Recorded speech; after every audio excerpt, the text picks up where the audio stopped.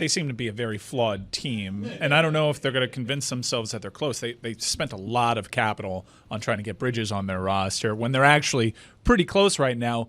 I mean, a lot of Knicks fans are lamenting, like, we could have used those 5 picks for Giannis now that he's in the picture. Well, what does it mean that 93% of their money is tied up in 6 players, and they got less from the bench than anybody, and they got less from the bench all season? Like, I'm asking you the question structurally. Is people now wonder, are the Celtics going to trade Jaylen Brown, or what are the Celtics going to do to counter, however it is that OKC needs to be countered?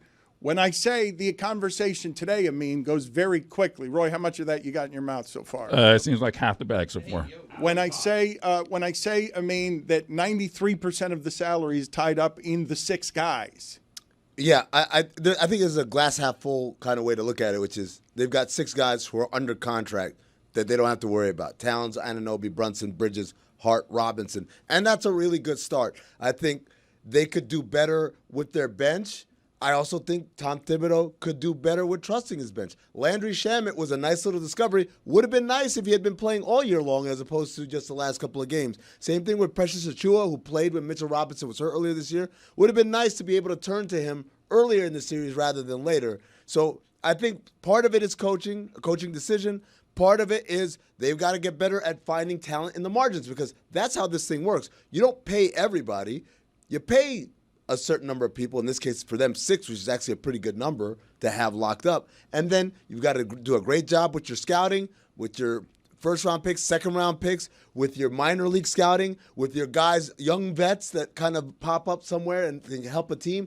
That's the next phase of that the front office has to go through. But can you actually win a championship with 2 out of your starting 5 being that bad at defense, people that you can target right up the spine of your defense? And moreover, I don't know if you saw Becky Hammond's quotes, but is Jalen Brunson just too small? Can your best player be that small for you to win a championship? So shout out to Master Tesfacion who grabbed that flag and ran with it. You have to understand when Master posts anything, there is a Dallas narrative underneath. So his narrative is that Jalen Brunson isn't that good because he was at the Mavs and the Mavs let him go. And now it's like, oh, yeah, he's too small. Becky Hammond said that 2 years ago, right? That's all well and good. Also, they made it to the conference finals. And they were up in 3 of the 6 games, right, in the fourth quarter. So,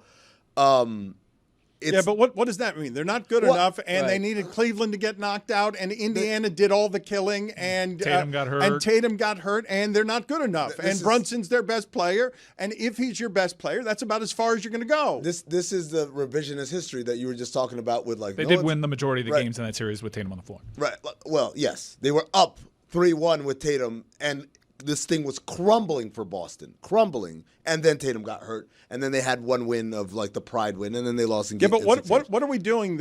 Explain to me what we're doing. I'll explain it. You don't have to preamble. I'll explain it. They're good. Guess what? Only one team wins. Right. They fell. They fell because Indiana had a better game plan and they executed the game plan better. It's not because the Knicks clearly were out talented. No, it's not a talent issue. It's not. Nobody's saying it's a talent issue. Saying they're not good enough to win with Brunson. They just lost to a 5. Okay. They lost to a 5. I just explain how. And they're a 3. They beat one of the 2 that were better than them, but maybe they're better than Cleveland next year. And maybe they're not better than Cleveland next year. And I don't know where Giannis ends up. But when we're talking about Boston realized during this year that they might have to make a change while watching what OKC was doing, a structural, architectural change. If Boston is the champion is doing that, I feel like we've sped up. What are you looking at me? What was Boston realizing had to make a change? There was a conversation happening during the season as people realized, like you did, OKC has gotten better than Boston. What might that team have to do to change if it loses against OKC? No, that's not a conversation that was happening. So it's a conversation that's happening now, is it not? It was a conversation that was really tied to the purchase price because they had to avoid the luxury tax. It was all a money conversation. Okay. It has nothing to do oh my God, OKC's really good. Their elimination has changed it, though. Yeah, well, of course, and Tatum being hurt and being out for the next year changes it. There's a lot of stuff that is accelerated because of the circumstances. Most of them are financial. It's not a basketball oh my God, they're so great, we have to change. Number 2, because I have to correct something else you said.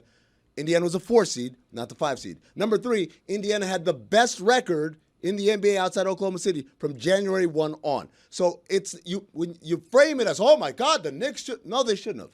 They shouldn't have. That was a great team that they played. They were also only one game worse than the Knicks, record-wise, for the season. There you go. There are 3 teams in the conference, I can argue today, are better than the Knicks. At least 3. And I don't know what Philadelphia's going to be. I understand if no one trusts anything regarding Joel Embiid. But I do believe that when a season ends, you can either say that you believe, oh, they're good enough as is, and they can add a thing. Or you say, they need to add something better than Brunson. And Brunson is plenty good, but they need to add something structurally that changes their fortunes because 93% of the money is tied up in 6 guys. I mean, and I do believe it's fair to have a structural conversation about the Knicks today.